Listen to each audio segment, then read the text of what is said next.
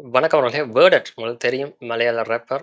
என் அம்மா வந்து யாழ்ப்பாணத்த சேர்ந்த ஒரு நபர். இப்ப இறந்து விட்டார். இவர் இப்ப மிக சமீபமான காலமாக ஒரு 2, 3 வருடங்களிலே மிகப்பெரிய அளவில ரேப்பராக வந்து உருவெடுத்திருக்கிறார். இந்தியா முழுக்க இந்தியா தாண்டியும் வந்து ஈழத்தமிழர்கள், உலகத் தமிழர்கள் மத்தியிலேயும் மிகப்பெரிய அளவில வேகமாக பிரபலியம் அடைந்து வருகின்றார். இவருடைய பாட்டுக்கள், இவர் பாடின பாடல்கள் மிக கொஞ்சமா இருந்தா கூட, திருப்ப திருப்ப வந்து அது வந்து மக்கள வந்து அடிமையாகி, அதாவது ஒரு இசை வந்து பயங்கரமாக அவருடைய பாட்டுகள், அவற்று வரிகள் எல்லாமே வந்து அதுக்கு மயங்காத கூட்டமே இல்லையென்ற அளவுக்கே எக்கச்சக்கமாக இருக்கிறது. டெட்ராக்ல மட்டும் சைட்ல இருக்கணும் அப்படின்றது வேற கதை. சரி விஷயத்துக்கு வரலாம். இப்ப இவர் அண்மையில வந்து ஐரோப்பா சம்மந்த ஒரு ட்ரிப்ல மியூசிக் டூர் ஒண்ணுல இருக்கிறார். பிரான்ஸ்லயும் வந்து பாட்டு பாடியிருந்தார். இந்த நிலையில தான் பிரான்ஸ்ல இருந்த பாட்டு பாடக ஊதியமா பெற்ற தொகையில ஒரு குறிப்பிட்ட தொகையை கிட்டத்தட்ட 10,000 யூரோக்கள வந்து அவர் ஈழத்தமிழர்கள் வந்து போரால பாதிக்கப்பட்ட மக்களுடைய உதவிக்குன்னு சொல்லி அன்பளிப்பாக கொடுத்திருப்பதாக சொல்லப்படுகிறது. அது சம்மந்தமான ஒரு வீடியோவையும் வந்து அவர் வந்து இதுல வெளியிட்டும் இருக்கிறார். இதுல வேற உள்ளுக்கு என்ன விஷயம்னு எங்களுக்கு தேவையில்லை. காரணம் சாதாரண ஒரு பொது புத்தி வந்து எங்களுக்கு இப்படித்தான். 10,000 குடுக்குறான்னு சொல்லி சொன்னா, எவ்வளவு வாங்கியிருப்பார் அப்படின்ற மாரி தான் இருக்கும். ஆனா இந்த இடத்துல நாங்க எப்படி அத யோசிக்கணும் அப்படின்னு சொல்லி சொன்னால், 10,000மாவது குடுக்குறான் அப்படின்ற மாரி. காரணம் நம்மளுக்கே தெரியும். இங்க எத்தனையோ பேர் இங்க வந்து எக்கச்சக்கமான காச வாங்கிட்டு, அதாவது எங்கள்ட்ட காச வாங்கிட்டு எங்களுக்கே பாடின பாட்டையே பாடி காட்டி போட்டு போயிருக்கிறார்கள். அங்க ரூ. 1 கூட வந்து குடுத்திருக்க மாட்டார்கள். இதெல்லாம் தாண்டி நாங்களே பலர் இந்த மாரியான எந்த வேலையுமே செய்யறது இல்ல. எங்கள்ட்ட காசு இருந்தும் நாங்க 10 பேர் சேர்ந்தாலே அதெல்லாம் சேர்ற காசு. இல்லது என்ன 50 பேர் சேர்ந்தா சேர்ற காசு தான் இந்த காசு எல்லாமே. சரி 10 பேரோட 50 பேர். சொன்னாங்க 1,00,000 தாண்டிட்டது பிரான்ஸ்ல வந்து ஈழத்தமிழருடைய எண்ணிக்கை. அப்பேக்கு 50 பேர், 100 பேர் எல்லாம் சரியான சின்ன தொகை.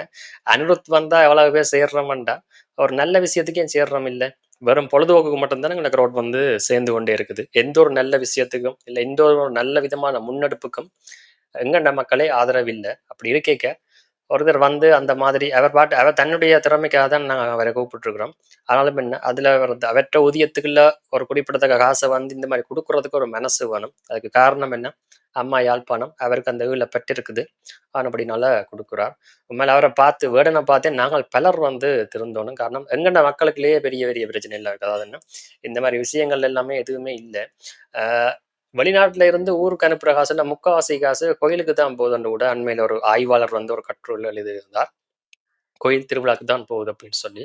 அதுக்கு அடுத்தது கேக் வெட்டுறது, பிறந்த நாள், பார்ட்டி அப்படின்ற மாதிரி செலவழிகள்னு சொல்லியும். அதுக்கு அடுத்தது வந்து சம்மந்தம் இல்லாம காணிய வாங்கி திருப்பி விக்கிறது. ஆக்களே இல்லாம இருக்கிறதுக்கு வீட கட்டி போட்டு திருப்பி விக்கிறது. அல்லது அப்படியே வச்சு பேய் அடைந்த பங்களா மாதிரி மாத்துறது. இப்படி இந்த மாதிரியான விஷயங்கள்ல தான் வந்து இவர்கள் கவனம் செலுத்திக் கொண்டிருக்கிறார்கள். அல்லது இல்ல நம்மளுடைய கஷ்டப்பட்டு உழைக்கிற பணம் வந்து வீணாகிக் கொண்டே இருக்கேக்க, இன்னொரு பக்கம் அதே எங்களுடைய சகோதரர்கள் வந்து வன்னிக்கல எக்கச்சக்கமானவர்கள் வந்து இன்னும் போரால பாதிக்கப்பட்டு திருப்பி எழவே முடியாத அளவில இருக்கிறார்கள். சாதாரண மகள தாண்டி எங்களுக்காக போராடினவர்களே எக்கச்சக்கமான ஆட்கள் வந்து இருக்கிறார்கள். 2009லேருந்தே உதவி திட்டம், உதவி திட்டம், உதவி திட்டம்னு வருகிறது. இப்ப வீடியோ வரைக்கும் வந்துட்டாங்க. யூடியூபர்ஸ்லேருந்து போன வாரம் போறோம் எல்லாம் செய்றான். ஆனா இன்னும் ஆட்கள் டெவலப் ஆன மாரியும் தெரியல. இன்னும் சரியான முறையில போய் சேர்ற மாதிரியும் தெரியல. இந்த இடத்துல தலைவர் வந்து ஒரு விடயத்த சொல்லியிருந்தார். அப்படி அப்படி ஒரு ஒரு விஷயம் சொன்னா அத ஞாபகப்படுத்திக் கொள்றோம். எப்பவுமே வந்து முழு பட்டினியோட கிடக்கிறவன விட, அரைப்பட்டினியோட கிடக்கிறவன்ட குரல் தான் எங்களுக்கு வந்து கேட்கும். அதிகமா கேட்கும் அப்படின்ற மாதிரி சொல்லியிருந்தார். அதுக்கு என்ன காரணம்னு சொல்லி சொன்னா, முழு பட்டினியோட இருக்கிறவன் அத எதுவுமே இல்லாதனால வந்து குரலே எழுப்ப இல்லாத நிலைமைலாம் இருப்பான். அப்ப அரைப்பட்டினியோட இருக்கிறவன் தான் குரல் எழுப்புவான். நாங்க இப்பத்தைய காலத்துக்கான வேகமான காலத்தால என்ன செய்கிறோம்டா, இந்த அரைப்பட்டினியோட இருக்கிறவனுக்கு தான் சாப்பாடு குடுக்குறோம். இல்ல உதவி செஞ்சுட்டு போறோம். முழுப்பட்டினியா கணக்கெடுக்கிறதே இல்ல. காரணம் என்ன? எங்களுக்கு நேரம் இல்ல. அதெல்லாம் தேடி பார்க்கிறதுக்கு. அவனாலும் வந்து அந்த எங்களுக்கு கேட்கிற அளவுக்கு வரையில. அது இப்ப சாதாரணமா சொன்னா நேரப்பட்டினம் இருக்கிறான்னு சொல்லி சொன்னால், அவன்ட்ட ஒரு ஃபோன் இருக்கலாம். அவன் கஷ்டப்பட்டு போடலாம். இல்ல எங்கேயோ ஒரு கழிச்சு பேசி தண்டியெல்லாம் எடுக்கலாம். எதுவுமே தெரியாம எங்கேயோ ஒதுக்கப்பட்டு அங்க இங்க தான் இருக்க போறான். வேற முழு பட்டினியோட இருக்கிறவன், முழுமையான தேவையுடையவன். அப்ப அவனுக்கு வந்து போவதே இல்ல உதவிகள். அதுக்கு ஒரே காரணம்னு சொன்னால், அவன் தேடி வர போறதில்ல. அவனுக்கு வாரக்கூடிய ஆற்றலே இல்ல. அந்த நிலையில தான் இருக்கான்னு சொன்னா, நாங்கள் தான் அவன வந்து தேடி போய் பார்க்கணும். அவனுக்கு தேவையானத செய்து கொள்ளணும். அதுக்கு எங்கள் எத்தனை பேர் தயாரா இருக்கிறவன்னு கேட்டா இல்ல. வாரது ரீச் ஆவரைக்கும் தான் ரீச்சா தாண்டி போறதான்னு கேட்டால் இல்ல.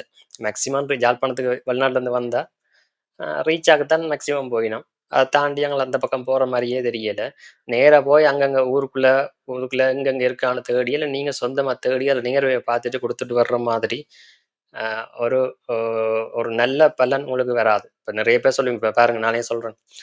வெளிநாட்டிலேருந்து வர யாழ்ப்பாணத்துக்கு வர காசுல முக்கால்வாசி காசு கோயிலுக்கு தான் அந்த காசு போகுதுன்டா. என்ன காரணம்? கோயிலுக்கு கடவுளுக்கு குடுத்தா, கோயிலுக்கு குடுத்தா ஏதோ அதுங்களுக்கு நல்லது நடக்கும். எங்கள்ட பரம்பரைக்கு நல்லது நடக்கும்னு நம்பிக்கைலாம் குடுக்குறோம். ஆனா அது எல்லாத்தையும் விட இது ஒரு பெரிய விஷயம். இதுக்கு செஞ்சா உண்மையிலேயே உங்க குடும்பத்துக்கு நல்லா நடக்கும். ஆனா நாங்க அத செய்றதே இல்ல. காரணம் என்னன்னா, அதுவும் ஒரு மூட நம்பிக்கைன்னு எடுத்துக்கொள்ள வேண்டியதுதான். அ இதுல வேற கருத்து தெரிவிக்கிறதுக்கு ஒண்ணும் இல்ல. உங்களோட கருத்துக்கள் இருந்தா கமெண்ட் செக்ஷன்ல தெரியப்படுத்துங்கள். நன்றி.